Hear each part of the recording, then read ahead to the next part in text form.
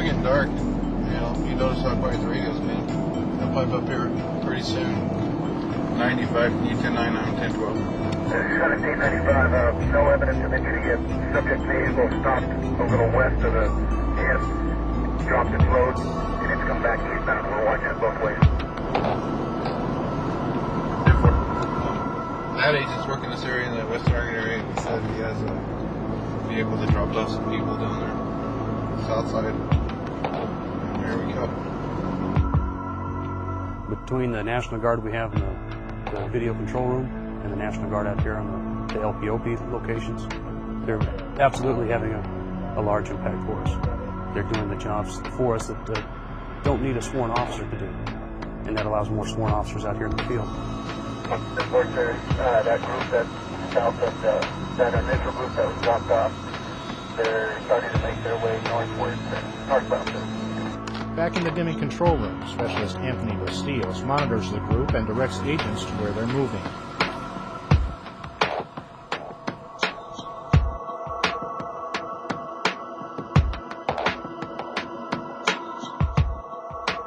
Startled, the group goes to the ground to hide.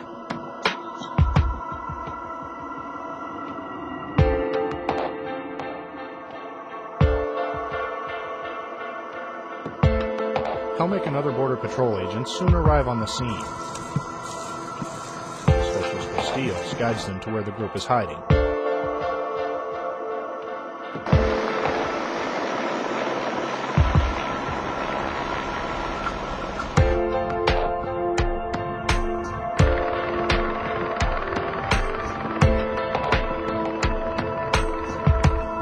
The result? The sworn officers detain 6 undocumented aliens.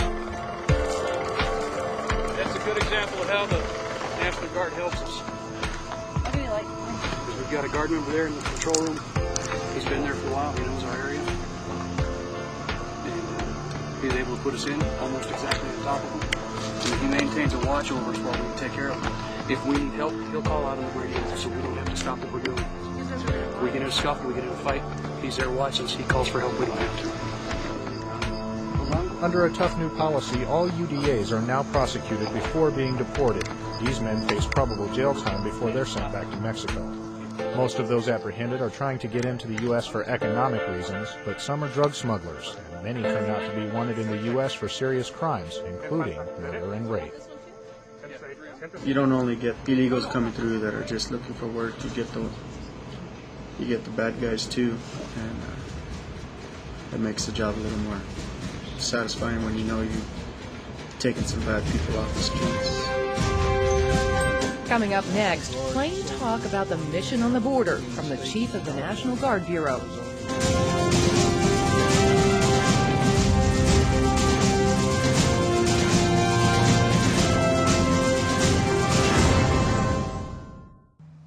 Last May, I said we'll deploy up to 6,000 National Guard members to assist the Border Patrol.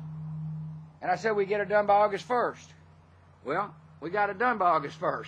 And I want to thank those in the National Guard who've joined us. The National Guard did better than the president asked. By August 1st, 2006, there were 6,199 Guardsmen and women deployed along the U.S.-Mexican border. They're there to support the U.S. Border Patrol as it trains and recruits 6,000 new agents over the next 2 years, and to help reduce the flow of drugs and people trying to get into the country illegally, including potential terrorists. We talked to Lieutenant General Stephen Blum, the National Guard Bureau Chief, and Paul McHale, Assistant Secretary of Defense for Homeland Defense, about some of the hot-button issues related to the deployment. There was a misperception that somehow we were going to deploy large numbers of National Guard personnel armed with lethal force, carrying rifles, in defensive positions along the border, and nothing, I would emphasize, could be further from the truth. We're in a supporting role. As we've already seen, that supporting role includes jobs like monitoring cameras and sensors placed along the border and staffing entry identification teams out in the field. And that frees up a Customs and Border Patrol agent to go do law enforcement work. So they call it badges to the border. In other words, returning more legitimate law enforcement officers to the border. So far, almost 500 badges have been returned to the border. But sending Guard members into the field as well means the potential for violence is real, from drug smugglers or those involved in other criminal activity. So the entry identification teams, which are people that operate very close to the border at night, 24 hours a day, 7 days a week, in remote locations, they'll be armed for self-protection. We are not going to use lethal force except under circumstances where to use that force is necessary to protect human life. Secretary McHale emphasizes the support role of Guard troops. The responsibility to protect our border has been assigned by law to the civilian agency, the Department of Homeland Security. Their function is a law enforcement function. Secretary McHale notes the Guard brings one capability the Border Patrol doesn't have: engineers. In addition to anti-vehicle barriers, they'll be constructing lighting towers and grading roadbeds where allowed. Military engineers have been working in the Southwest for years. Navy Seabees put up this barrier in the early 1990s. And what we're doing is just an expansion of a very successful model that we've had in place now for about 19 years. It's about tenfold greater in numbers, I'll concede that, but you're not going to see any large numbers concentrated on the border in visible formations. I mean, we're not conducting a parade, we're not conducting a show of force. There was a time the Guard was called up to make a show of force along the border. The tiny town of Columbus, New Mexico, in the Deming Border Patrol District was the scene of a fascinating piece of military history during the Mexican Revolution. In 1916, Revolutionary General Pancho Villa raided Columbus and burned much of it to the ground.